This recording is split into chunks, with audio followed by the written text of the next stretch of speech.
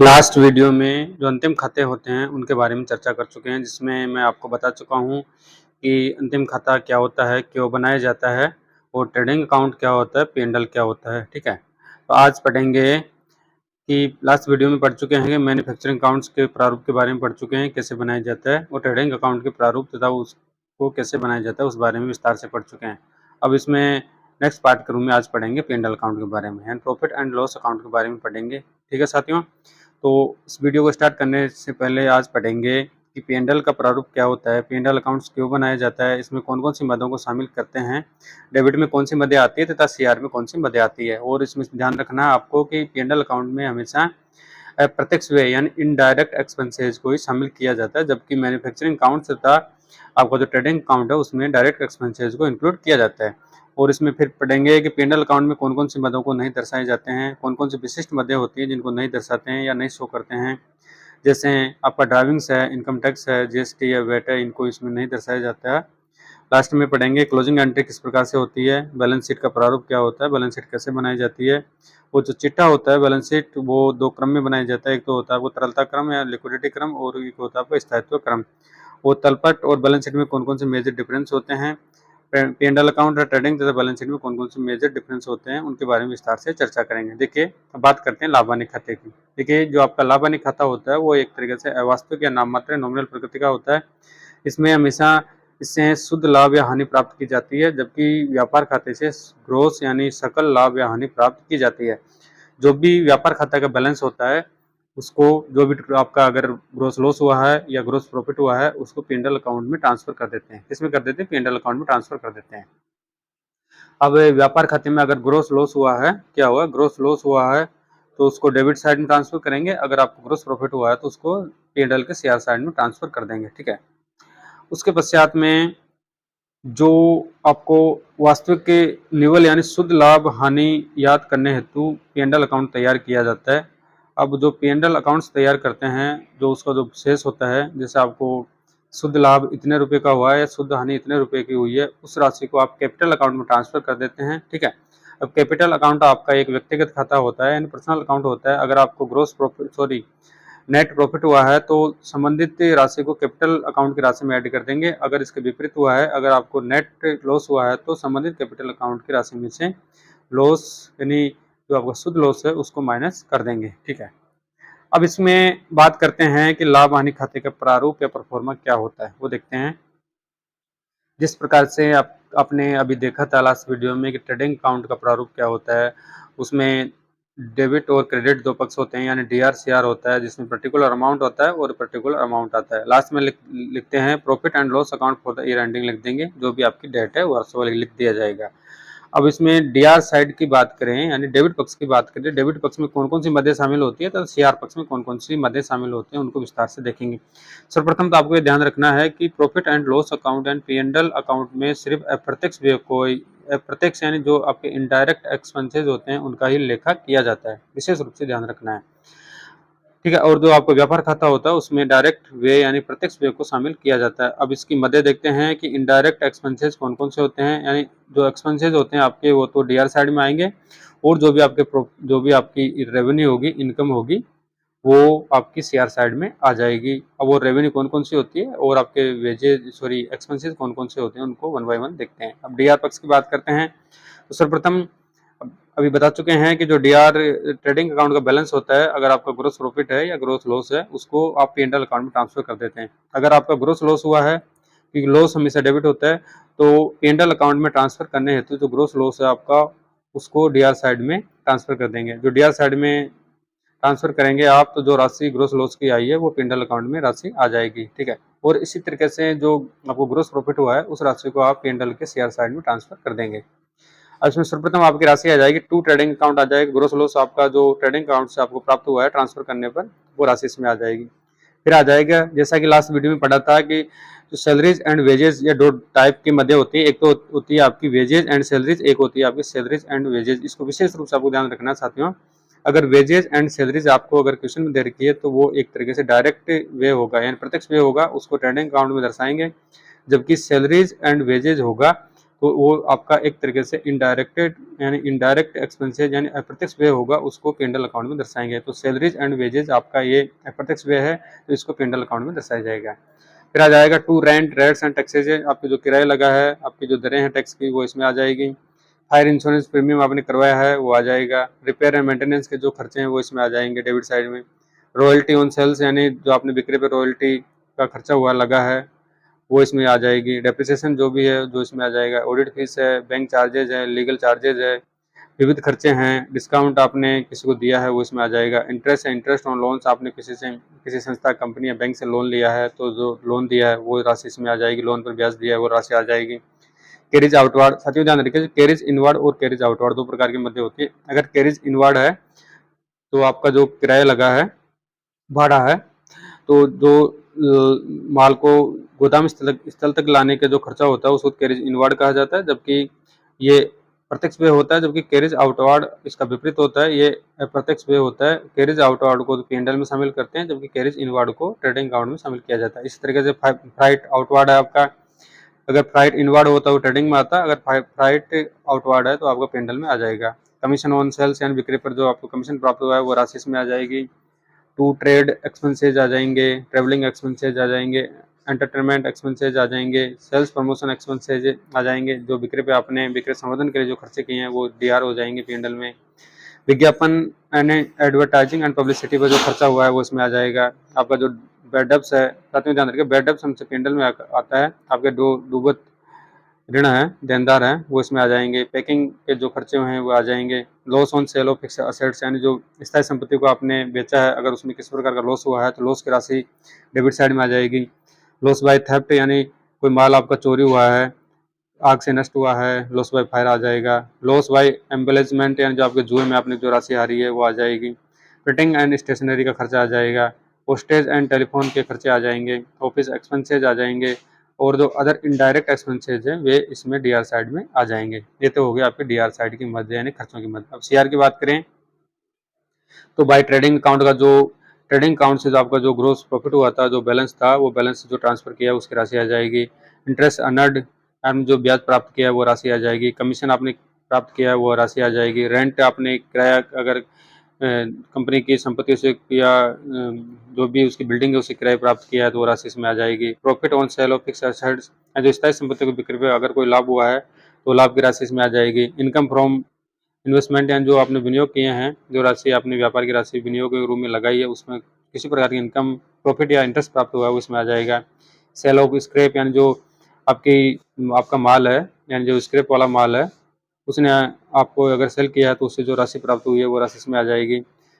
विविध प्रकार की आपकी इनकम है वो आ जाएगी। डिस्काउंट रिसीव्ड, आपने किसी से बट्टा प्राप्त किया है वो इसमें आ जाएगा। डिविडेंड रिसीव्ड यानी आपने जो प्रॉफिट कमाया है शेयर्स पर या डिवेंचर पर वो इसमें आ जाएगा। एप्रिसिएंट प्रीमियम आ जाएगा। बैड डेब्ट रिकॉर्ड जो आपका डूबत ऋण था, अगर वो डूबत ऋण बाद में प्राप्त हो जाता है तो उसकी राशि इसमें आ जाएगी। ठीक है, ये तो हो गई CR साइड की मद और DR साइड की मदों की बात कर चुके हैं। अब इसमें इनको तैयार करने के पश्चात में यह देखा जाता है कि निश्चित तिथि जब अंतिम खाते तैयार करेंगे तो व्यापारी को शुद्ध लाभ तथा हानि याद करने हेतु P&L तैयार करते हैं। अब उसमें P&L में शुद्ध लाभ कैसे प्राप्त होगा तथा शुद्ध हानि कैसे प्राप्त होगी वो देखते हैं। अगर आपका डेबिट पक्ष का योग मान के चलो 15 लाख का है और आपका CR पक्ष का योग अगर 17 लाख का है, कितने लाख का है, 17 लाख का, ठीक है, तो 2 लाख रुपए आपका ज्यादा है CR पक्ष का। तो अगर CR पक्ष ज्यादा होता है डेबिट पक्ष से तो आपको नेट प्रॉफिट प्राप्त होता है, तो 2 लाख रुपए का आपको नेट प्रॉफिट प्राप्त हो जाएगा। तो नेट प्रॉफिट में आप लिख देंगे बाई कैपिटल अकाउंट लिख देंगे, जितनी राशि है 2 लाख की, तो उसको आप अभी बता चुके हैं कि जो नेट प्रॉफिट या लॉस होता है उसको कैपिटल अकाउंट में ट्रांसफर कर देते हैं। तो बाई कैपिटल अकाउंट की 2 लाख रुपए की राशि आ जाएगी, उसमें नीचे लिख देंगे नरेशन के रूप में net loss transfer to capital account. ठीक है, तो इसमें एक मैं चीज गलत बता दी आपको कि जो लॉस होता है आपका, लॉस हमेशा DR साइड में आता है, CR साइड में आता है।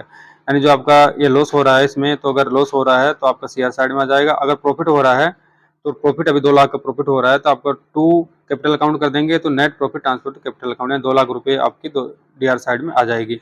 अगर इसका विपरीत होता है तो आपको प्रॉफिट होता है, ठीक है, लॉस होता है तो लॉस की एंट्री आप बाई में लिख देंगे, जो भी आपका लॉस हुआ वो राशि से एंट्री कर देंगे। अब इसको एक एग्जांपल के माध्यम से समझते हैं।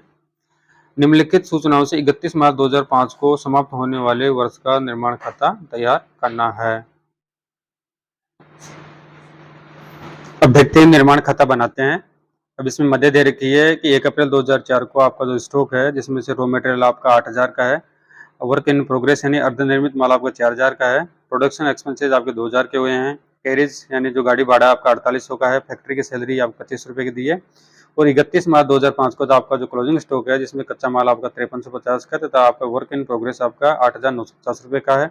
इसी तरीके से देखें तो परचेज ऑन रॉ मटेरियल यानी कच्चे माल का क्रय आपने 1 लाख रुपये किया है, मजदूरी यानी 35,000 की चुकाई है, कारखाना बिजली यानी फैक्ट्री लाइटिंग पर आपका 1500 रुपये का व्यय हुआ है, और किराया एवं रेंट एंड टैक्सेज आपका 800 के हैं, और फैक्ट्री रिपेयर्स आपकी 7,500 रुपये की है।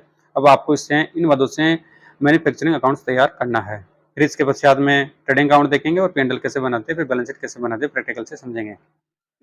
देखिए ऊपर लिख देंगे manufacturing account for the year ending, जो भी आपकी डेट है 31 मार्च 2005 की, ठीक है। अब इसमें जो DRCR लिख देंगे पर्टिकुलर अमाउंट। अब इसमें जो भी मध्य आप देख रहे हो, यानी कच्चा माल कितने का है, आपका गाड़ी भाड़ा कितना लगा है, कारखाना वेतन कितना है, मजदूरी कितनी है, किराया कितना है, कारखाना मरम्मत कितना है, वो मध्य दे रखी है। अब इनको क्वेश्चन के माध्यम से, एग्जाम्पल के माध्यम से सोल्व करते हैं। देखो सर्वप्रथम मैन्युफैक्चरिंग अकाउंट के मध्य पहले लास्ट वीडियो में देख चुके हैं, इसके प्रारूप के बारे में देख चुके हैं। तो सर्वप्रथम इसमें लिखेंगे to opening stock of work in progress, 4000 रुपये की आपकी राशि आ गई।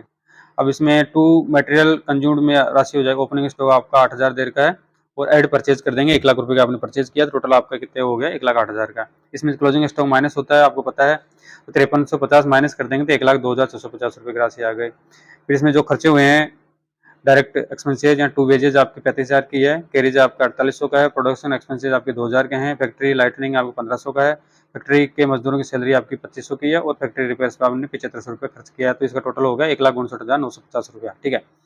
अब सीआर साइड की बात करें तो सीआर साइड में आपका आता है by closing stock of work in progress आपका 8,950 का है। अब इसकी आपको जो आपको क्या याद करना है, यानी तो उत्पादन की लागत याद करनी है, क्या याद करना है आपको, कॉस्ट ऑफ प्रोडक्शन याद करना है। तो आपको अब जो डेबिट साइड में आपके 1,59,950 रुपये आए हैं, उसमें से 8,950 को माइनस कर देंगे तो आपका जो बैलेंसिंग फिगर है, जो शेष राशि रही है, वो एक तरीके से आपकी by cost of production transfer to trading account में ट्रांसफर कर देंगे, यानी 1,51,000 रुपये को आप ट्रेडिंग अकाउंट में ट्रांसफर कर देंगे, ठीक है। दोनों पक्ष में बराबर हो जाना चाहिए, 1,59,950, 1,59,950। अब इसमें नोट देर का है कि इनमें ऐसी मदें हैं जिनको P&L अकाउंट में ट्रांसफर यानी शामिल नहीं करते हैं। विशेष रूप से ध्यान रखें साथियों, ये 3 मदें होती है, एक तो होती है ड्राइविंग्स, एक होता है इनकम टैक्स, और एक होता है वो बिक्री करे GST या वेट, ठीक है। अब इसको वेट की जगह GST बोलते हैं। 3 मदें हैं, वो कभी भी आपकी आपके P&L अकाउंट में शामिल नहीं होती है, क्योंकि ये एक तरीके से व्यक्तिगत होती है। तो ये ड्राइविंग्स है, इनकम टैक्स है और GST है, वो P&L अकाउंट में शामिल नहीं होती है। इनको कैपिटल अकाउंट्स के माध्यम से ही इनका समायोजन किया जाता है। फर्स्ट बात करें ड्राइविंग्स की यानी आहरण की, तो इन्हें व्यवसायी के कैपिटल अकाउंट में डेबिट किया जाता है। किसमें किया जाता है? कैपिटल अकाउंट में डेबिट किया जाता है। जो भी व्यापारी द्वारा व्यापार में निजी प्रयोग हेतु जो आहरण किया जाता है, अब आहरण नकद का भी हो सकता है, माल का भी हो सकता है, संपत्तियों का हो सकता है, या अन्य सुविधाओं का भी हो सकता है, उस राशि को कैपिटल अकाउंट से माइनस कर देंगे, डेबिट कर देंगे। नेक्स्ट बात करें इनकम टैक्स की, तो एकाकी व्यापार की दशा में यह निजी व्यय होता है, अतः इससे कैपिटल अकाउंट में डेबिट किया जाता है। यानी जो इनकम टैक्स होता है वो एक तरह से पर्सनल होता है, व्यक्तिगत व्यय होता है, ठीक है। तो जो आपने प्रॉफिट कमाया है, जो आपकी इनकम हुई है, उस पर इनकम टैक्स भारत सरकार द्वारा लगाया जाता है। तो जो इनकम टैक्स आपका लगा है, उस इनकम टैक्स की राशि को आप कैपिटल अकाउंट में से माइनस कर देंगे या डेबिट कर देंगे। नेक्स्ट है बिक्री या GST यानी गुड्स एंड सर्विस टैक्स। इसे चिट्ठे के दायित्व पक्ष में दर्शाएंगे, यानी जो आपका बिक्री कर है GST है, वो एक तरीके से व्यापारी का दायित्व होता है कि जो भी वस्तुओं का आप जिन जिन वस्तुओं का आप सेल्स करते हैं, तो उसमें एक GST की राशि शामिल होती है टैक्स के रूप में। तो GST की राशि आप ग्राहक से वसूल करते हैं, उस राशि को आप संबंधित सरकार के राजकोष के खाते में जमा करवाते हैं। जब तक आप उस राशि को जमा नहीं करवाते हैं, आपका यह दायित्व रहता है, तो आप इसको बैलेंस शीट के दायित्व पक्ष में दर्शाएंगे। जब तक आप इसको जमा नहीं करवाएंगे सरकार के खजाने में, अगर आपने जमा करवा दिया है तो GST की राशि को बैलेंस शीट में दायित्व साइड में नहीं दर्शाया जाएगा। अब इसमें P&L अकाउंट का प्रारूप देख चुके हैं। अब इसमें कह रखा है कि अगर CR पक्ष का DR से अधिक है तो नेट प्रॉफिट होता है, जबकि इसके विपरीत होता है तो नेट लॉस होता है। यानी अगर आपका CR पक्ष 1.5 लाख का है और DR आपका 31 का है, तो 20,000 रुपये का आपको नेट प्रॉफिट हो जाएगा। और अगर इसके विपरीत है, आपका CR पक्ष 1,30,000 का है, जबकि DR पक्ष आपका 1.5 लाख का है, तो 20,000 रुपये आपको लॉस एंड नेट लॉस हो जाएगा।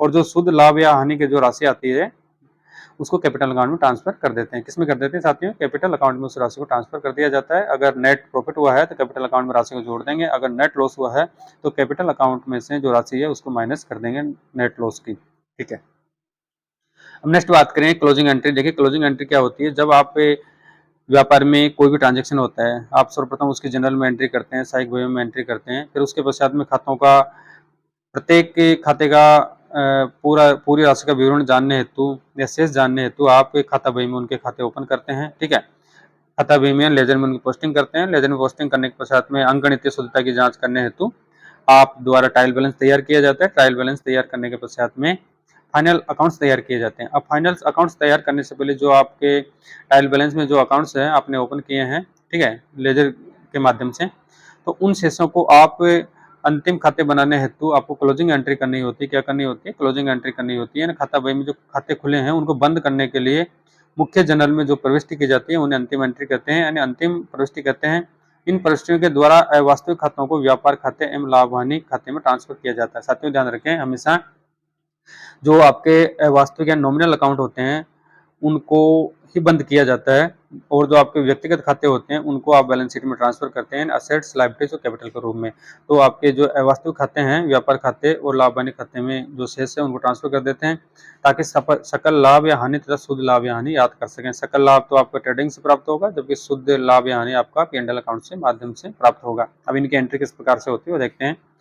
अब क्रय वापसी को क्रय खाते में ट्रांसफर करने के संबंध में हो जाएगा। जहाँ आपने परचेज रिटर्न किया है, अगर उसको आप ट्रांसफर करने की एंट्री करेंगे क्लोजिंग एंट्री के रूप में, तो एंट्री हो जाएगी purchase return account debit to purchase account. ठीक है, जो भी राशि है वो आ जाएगी। नेक्स्ट है विक्रय वापसी को विक्रय खाते में ट्रांसफर करने पर sales account debit to sales return account हो जाएगा। अब नेक्स्ट एंट्री की बात करें तो व्यापार खाते के डेबिट पक्ष में ट्रांसफर किए जाने वाले खातों के संबंध में क्या एंट्री हो जाएगी? तो एंट्री हो जाएगी trading account debit to opening stock to purchase account net to all direct expenses. जितने भी प्रत्यक्ष व्यय हैं वो राशि मध्य इसमें आ जाएगी P&L अकाउंट के डेबिट साइड में। अगर इसके विपरीत देखें तो व्यापार खाते के क्रेडिट पक्ष में ट्रांसफर किए जाने वाले खातों के संबंध में,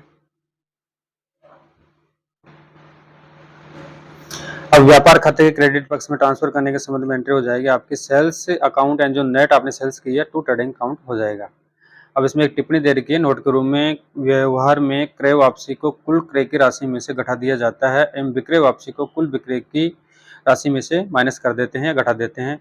क्रय वापसी एवं विक्रय वापसी को व्यापार खाते में ट्रांसफर करने पर क्रय वापसी को व्यापार के क्रेडिट पक्ष में एवं विक्रय वापसी को डेबिट पक्ष में दिखाया जा सकता है। ठीक है, अब नेक्स्ट बात करें तो वर्ष के अंत में विद्यमान जो आपका स्टॉक है उसके संबंध में ट्रांसफर करने की एंट्री होगी closing stock account debit to trading account. And closing stock आपका हमेशा सीआर साइड में आता है ट्रेडिंग अकाउंट के। अगर आपने इसको सीआर साइड में नहीं दर्शाया है तो आप, जैसा कि मैं पहले बता चुका हूं, कि आप डीआर साइड में दर्शा के इसको माइनस कर सकते हैं। नेक्स्ट है सकल लाभ होने पर तो trading account debit to profit and loss account में ट्रांसफर कर देंगे, और इसके विपरीत अगर हानि होती है तो profit and loss account debit to trading account कर देंगे।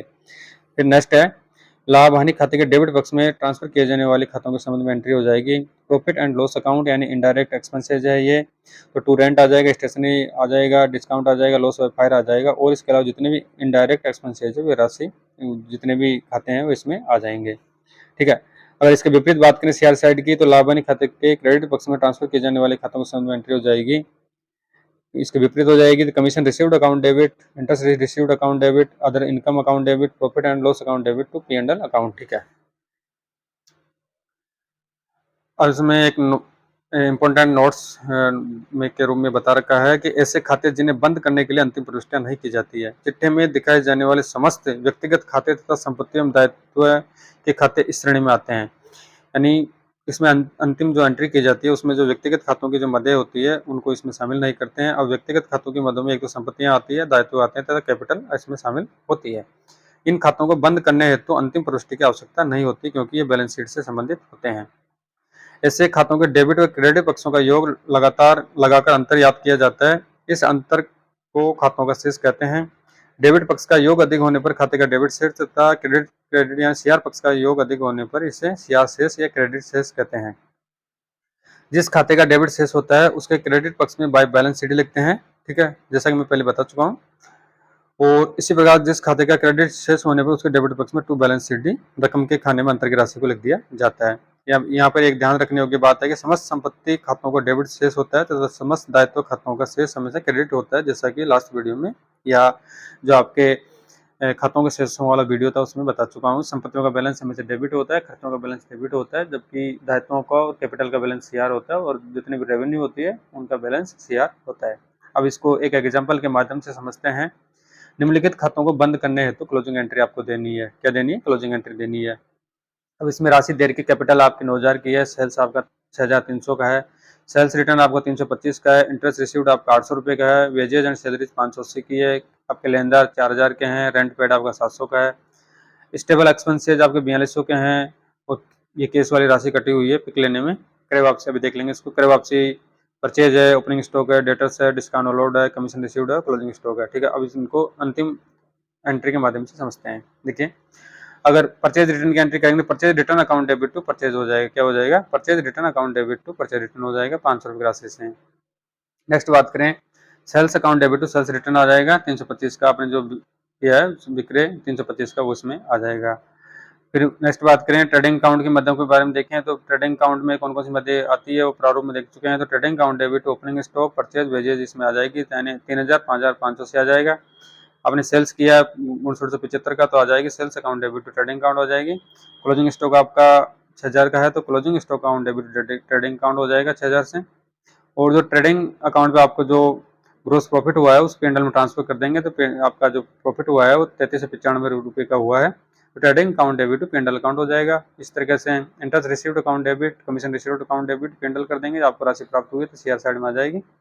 और प्रॉफिट एंड लॉस अकाउंट में डिस्काउंट अलाउड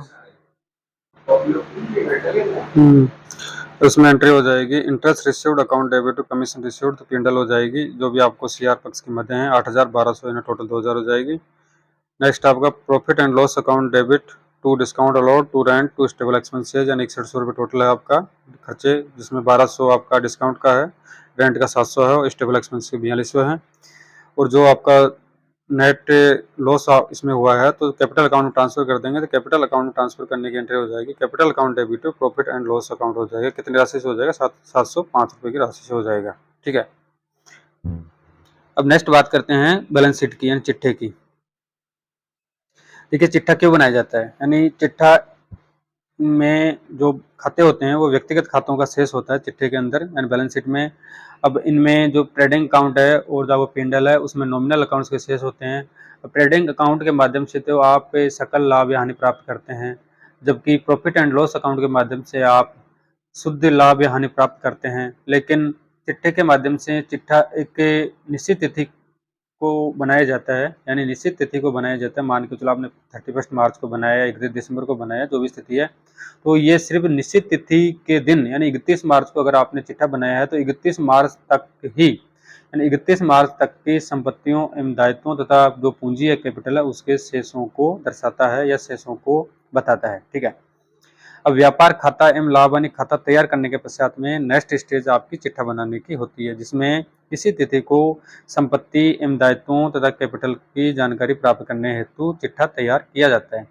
एक निश्चित तिथि को व्यापार में विद्यमान संपत्तियों, दायित्वों एवं पूंजी को याद करने हेतु चिट्ठा तैयार करते हैं। इसमें उन खातों के शेषों को दिखाया जाता है जो व्यापार एवं लाभ हानि खाते में ट्रांसफर नहीं किए जाते हैं। विशेष रूप से ध्यान रखें कि व्यापार एवं लाभ हानि खाते में सिर्फ नॉमिनल अकाउंट्स के शेषों को या बैलेंस को ट्रांसफर किया जाता है, जबकि बैलेंस शीट में जो व्यक्तिगत खाते होते हैं उनके शेषों को ट्रांसफर किया जाता है। अब चिट्ठे के शीर्षक में एज येट या एज ऑन का प्रयोग होता है, न कि फॉर द ईयर एंडिंग का। यह विशेष रूप से ध्यान रखें, जब भी आप बैलेंस शीट बनाते हैं, बैलेंस शीट का प्रारूप बनाते हैं, तो उसमें जो ऊपर हेडिंग लिखते हैं, हेडिंग लिखा जाता है, उसमें एज एट या एज ऑन का प्रयोग किया जाता है, जबकि आप पेंडल या ट्रेडिंग अकाउंट बनाते हैं उसमें फॉर द ईयर एंडिंग का प्रयोग किया जाता है। अब चिट्ठा दो क्रम में बनाया जाता है, दो प्रकार का चिट्ठा होता है, एक तो होता है तरलता क्रम या लिक्विडिटी ऑर्डर में होता है और एक होता है आपका स्थायित्व क्रम यानी परफॉर्मेंस ऑर्डर के रूप में होता है। ठीक है, अब इसकी बात करते हैं बैलेंस शीट के प्रारूप की। तो बैलेंस शीट में आपका डेबिट और सीआर पक्ष नहीं होता है इसमें, यानी डीआर सीआर पक्ष नहीं होते हैं इसमें। एक लेफ्ट साइड में तो आपका लायबिलिटीज होता है और राइट साइड में आपका एसेट्स होता है। यानी लायबिलिटी इसमें टोटल आपके 4 कॉलम होते हैं, लायबिलिटीज, अमाउंट और एसेट्स अमाउंट। ठीक है, तो लायबिलिटीज साइड में आपका लेफ्ट साइड में आएगा दायित्व और आपका जो संपत्तियां हैं वो आपकी राइट साइड में आएगी यानी दाएं साइड में आएगी। अब लायबिलिटी साइड की बात करें मदों की, अगर आप तरलता क्रम में बना रहे हैं यानी लिक्विडिटी ऑर्डर में बना रहे हैं तो सबसे पहले आपके जो तरल दायित्व हैं वे आ जाएंगे, यानी उन दायित्वों का भुगतान आपको एक वित्तीय वर्ष में करना है। और इसी तरीके से अगर जो संपत्तियां आपकी लिक्विड संपत्तियां हैं वो सबसे पहले आ जाएगी।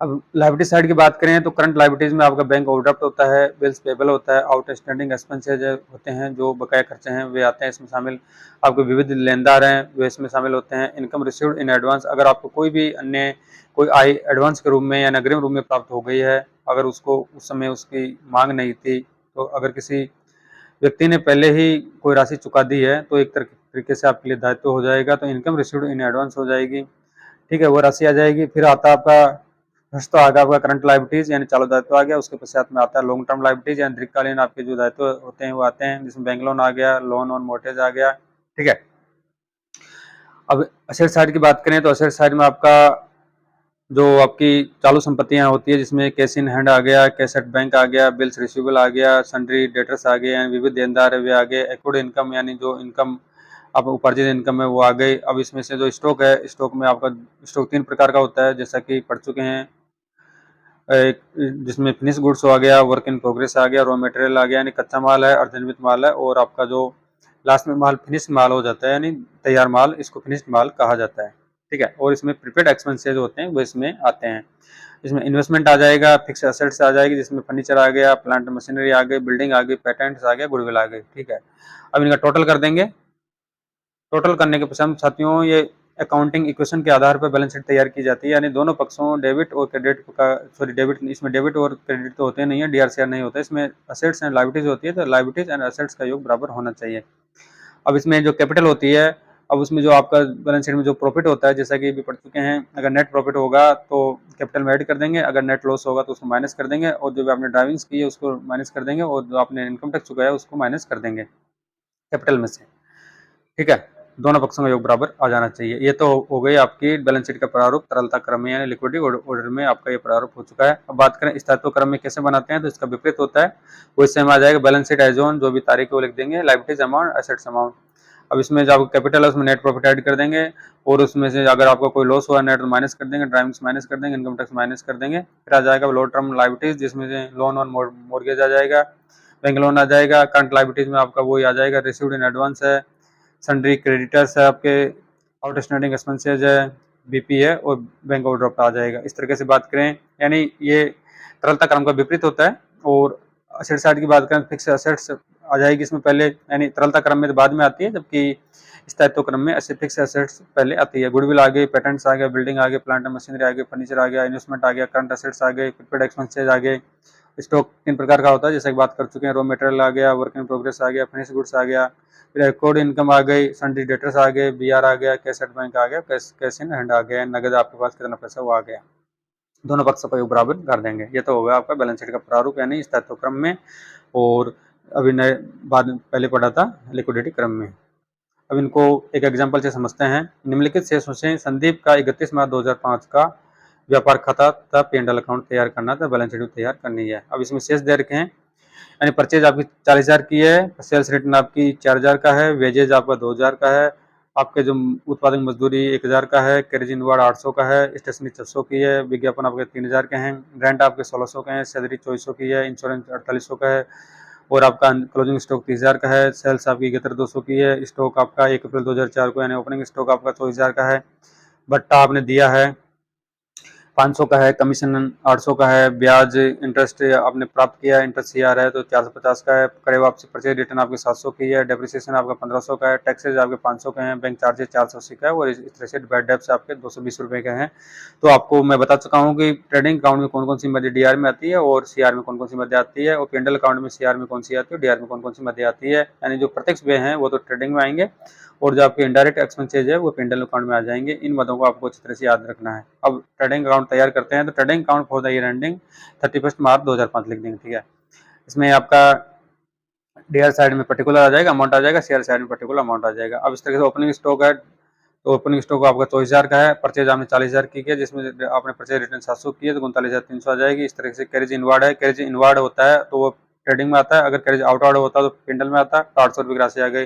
वेजेज आपकी 2,000 की आ गई, प्रोडक्ट की वेजेज आपकी 1,000 की है, और इसी तरीके से शेयर साइड देखें तो सेल्स आपने 71,200 की है, जिसमें सेल्स रिटर्न आपका 4,000 का हो गया, यानी 67,200 रुपये की आपने नेट सेल्स की है और आपका क्लोजिंग स्टॉक 30,000 का है। ठीक है, अब इन दोनों पक्षों का योग करेंगे तो 97,200 आपका शेयर का आ गया और 97,200 ही आपका डीआर का होना चाहिए। अब इसमें से अगर डेबिट पक्ष ज्यादा है या शेयर पक्ष ज्यादा है, जो भी स्थिति है क्वेश्चन में, तो उस हिसाब से तो इसमें आपका जो प्रॉफिट एंड लॉस अकाउंट है, तो इसमें आपका लॉस हुआ है, कितने रुपए का लॉस हुआ है, 30,100 रुपए का लॉस हुआ है। तो ग्रोस सॉरी 30,000 रुपए का आपको 30,100 रुपए का आपको प्रॉफिट हुआ है। तो प्रॉफिट हमेशा शेयर डीआर साइड में आता है, जबकि ट्रेडिंग अकाउंट में प्रॉफिट होगा ग्रोस प्रॉफिट तो डीआर आएगा, और अगर ग्रोस लॉस होता है तो शेयर साइड में उसकी एंट्री हो जाएगी। तो यहाँ पे ग्रोस प्रॉफिट आपका 30,100 रुपए का हुआ है, तो इस ग्रोस प्रॉफिट को आप पेंडल अकाउंट में ट्रांसफर कर देंगे कितने राशि का, 30,100 रुपए का।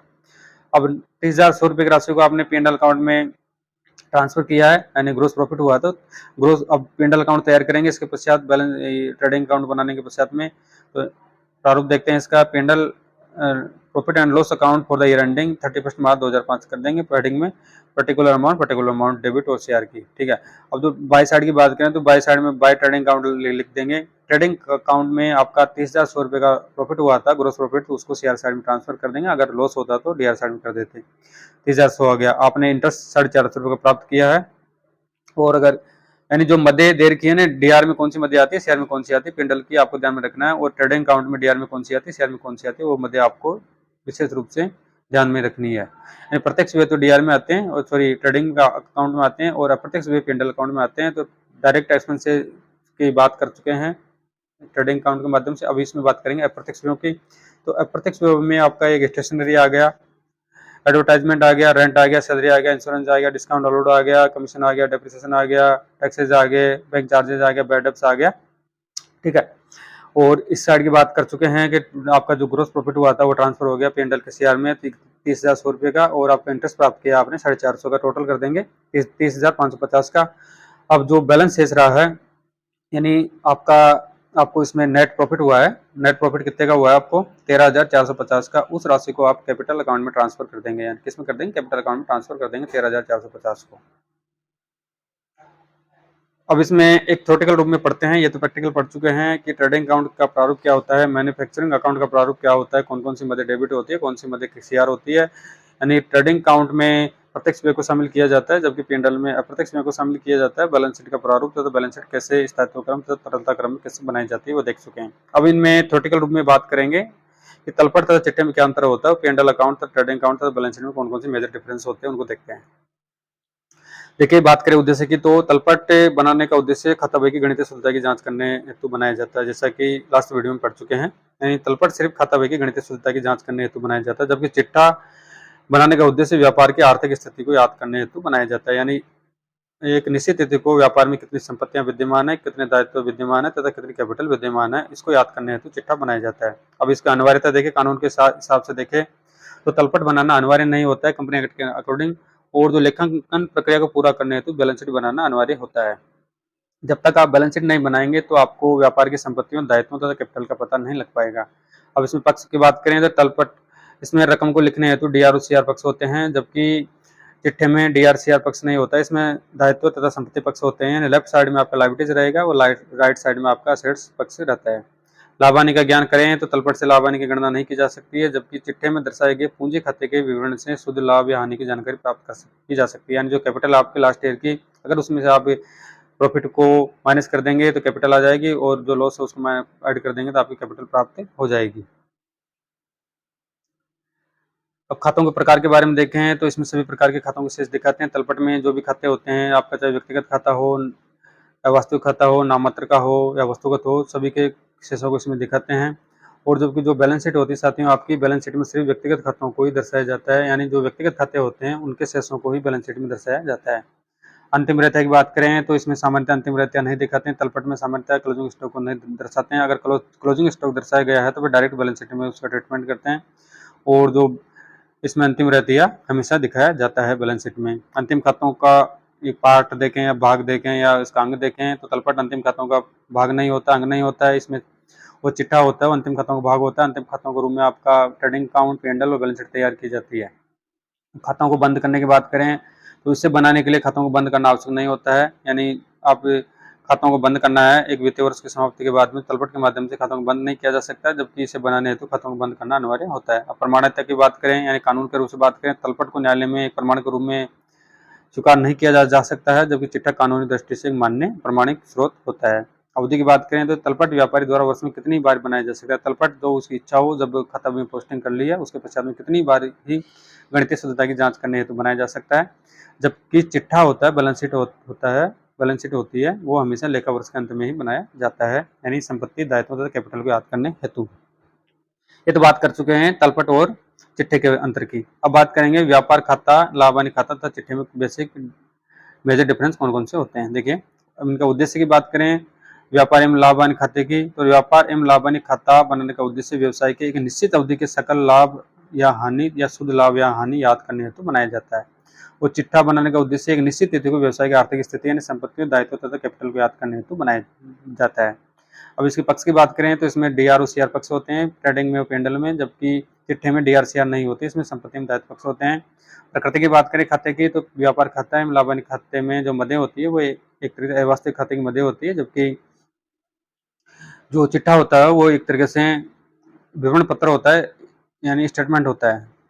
नेक्स्ट बात करें टू और बाई का प्रयोग, तो अन्य खातों की भांति इसमें टू और बाई शब्दों का प्रयोग करते हैं। डीआर में टू लगाएंगे और सीआर में जो भी मद है उसके आगे बाई लगा देंगे।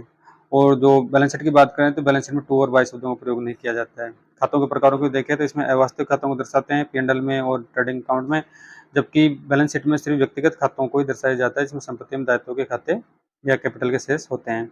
लेखों का क्रम के रूप में देखें तो इसमें खातों को दिखाने का कोई निश्चित क्रम नहीं होता है, और यानी आप जो भी अंतिम खाते बना रहे हैं उसमें खातों को निश्चित क्रम में दिखाने का कोई नियम नहीं होता है, जबकि संपत्ति एवं दायित्वों को दिए गए निश्चित क्रम में दर्शाया जाता है, जैसे तरता क्रम या स्थायित्व क्रम में दिखाते हैं। अब लास्ट बात करें इनका जो बैलेंस होता है वो बैलेंस को किस प्रकार से ट्रांसफर करते हैं, यानी व्यापार खाते का शेष लाभ हानि खाते में तथा लाभ हानि खाते का शेष पूंजी खाते में ट्रांसफर कर दिया जाता है। जो भी आपका ग्रोस प्रॉफिट होता है, लॉस होता है, उसको आप सर्वप्रथम पेंडल में ट्रांसफर करेंगे। पेंडल से जो नेट प्रॉफिट या लॉस प्राप्त होता है उसको आप कैपिटल अकाउंट में ट्रांसफर कर देंगे। कैपिटल अकाउंट में ट्रांसफर करने पर अगर आपको नेट प्रॉफिट हुआ है तो कैपिटल में उस राशि को जोड़ देंगे, अगर इसके विपरीत नेट लॉस हुआ तो उस राशि को कैपिटल की राशि में से माइनस कर देंगे। और चिट्ठे की बात करें तो चिट्ठे का कोई शेष नहीं होता है, यानी इनके दोनों पक्षों यानी असेट्स एंड लायबिलिटीज का योग हमेशा बराबर होता है। तो साथियों, ये आपका जो फाइनल अकाउंट्स है वो दो पार्ट में है, पार्ट 1 और पार्ट बी, ठीक है। तो इसमें पार्ट फर्स्ट में तो ट्रेडिंग अकाउंट, मैन्युफैक्चरिंग अकाउंट के प्रारूप तथा प्रैक्टिकल क्वेश्चन पढ़ चुके हैं। फिर सेकंड पार्ट बी में यानी इस वीडियो में पेंडल अकाउंट का प्रारूप, कौन कौन सी मदें आती है और कौन कौन सी मदों को पेंडल में शामिल नहीं करते हैं, क्लोजिंग एंट्री कैसे करते हैं, बैलेंस शीट का प्रारूप क्या होता है, बैलेंस शीट कैसे बनाई जाती है, कौन से प्रारूप में यानी तरलता क्रम में, स्थायित्व क्रम में कैसे बनाई जाती है, तो तलपट बैलेंस शीट में मेजर डिफरेंस कौन कौन से होते हैं और पेंडल और ट्रेडिंग अकाउंट तथा बैलेंस शीट में कौन कौन से डिफरेंस होते हैं उनके बारे में विस्तार से चर्चा कर चुके हैं। तो आपका ये चैप्टर फाइनल अकाउंट्स कंप्लीट हो चुका है, ठीक है। अगर किसी साथी को किसी प्रकार की क्वेरीज हो, प्रॉब्लम हो तो मुझे कमेंट करके बताएं। Thank you. अब आगे नेक्स्ट वीडियो में नए चैप्टर के साथ मिलेंगे, तब तक के लिए धन्यवाद।